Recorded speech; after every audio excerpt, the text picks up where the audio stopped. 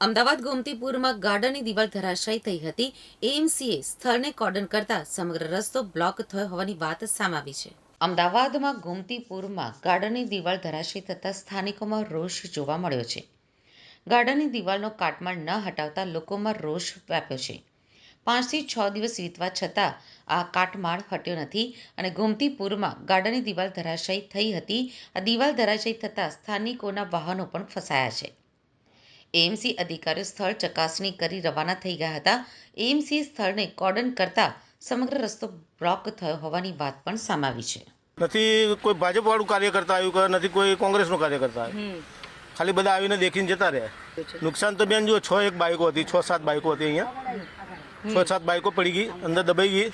આ 3-4 તમને રિક્ષા દેખાતી હશે, એક આપણા છોટા હાથી પડ્યો છે, 4 રિક્ષા, એક છોટા હાથી, 5 બાઈકો, એક ગલ્લો છે। બરાબર, આ નુકસાન થયું છે, એની ભરપાઈ કોણ કરે?